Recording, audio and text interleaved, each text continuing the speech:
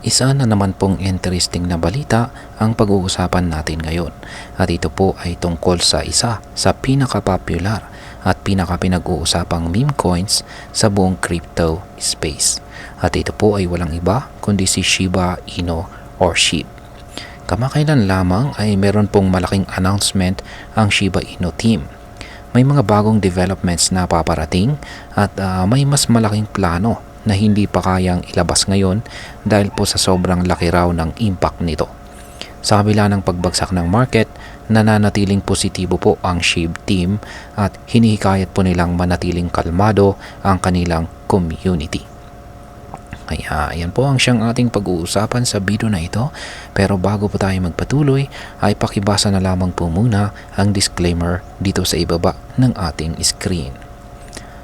At ayan, simulan po natin sa kung ano po ang nangyayari sa crypto market ngayon at paano po naapektuhan itong si Shiba Inu. Ayan, sa kasalukuyan ay matindi po ang volatility o pagpabago-bagong galaw ng presyo sa crypto market.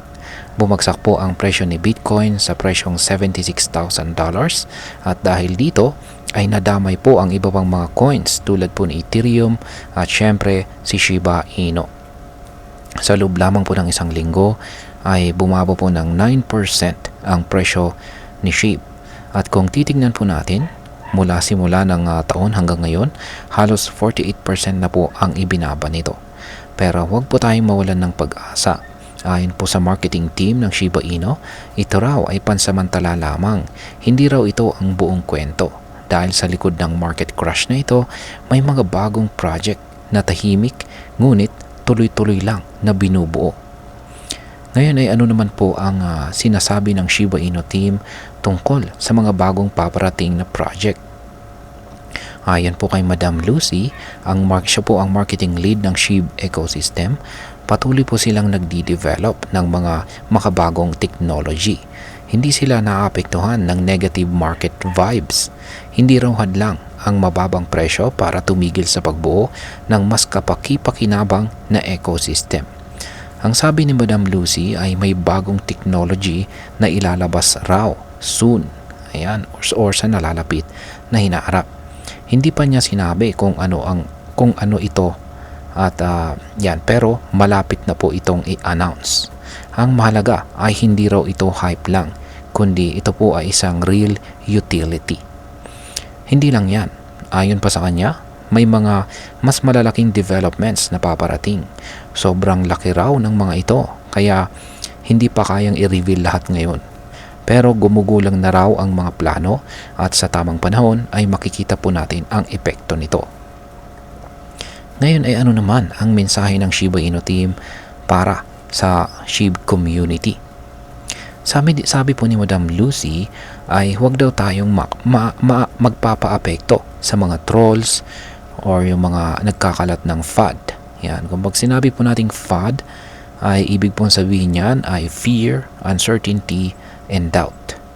Yan, kasi raw ang mga negative na usap-usapan, drama at saka chismis ay wala namang naibibigay na ambag sa ecosystem. Yan. Hindi ito nakakatulong sa pag-unlad or development ng technology or community. Ang dapat daw nating pagtuunan ng pansin ay ang tech, DeFi at saka real progress. Yung mga bagay na talagang nagpapalago sa ecosystem ni Shiba Inu. Isa pang paalala niya ay ang DYOR or Do Your Own Research. Mahalaga raw na maging mapanuri tayo bilang mga crypto holders. Hindi lang tayo dapat basta umaasa sa hype o opinion ng iba. Ngayon ay may mga bagong opportunity ba dito kay SHIB ngayon?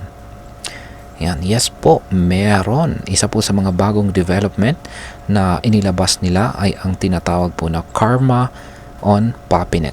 Yan, Karma on Papinet. Isa ito sa sistema na ginagamit sa Layer 2 network ni SHIB kung saan ay nire-record ang mga activity ng mga users at binibigyan sila ng rewards. Ibig sabihin ay kung active ka po sa SHIB ecosystem ay meron ka pong chance na kumita o makakuha ng bonus sa pamamagitan po ng pakikipag-participate.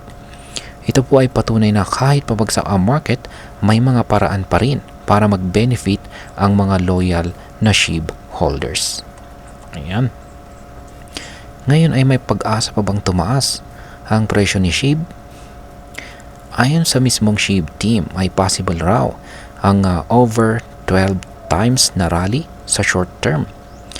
Ang target po nila ay umabot sa presyong 30 digits 1833 at sa long term ay possible raw ang 0.01 or 1 cent.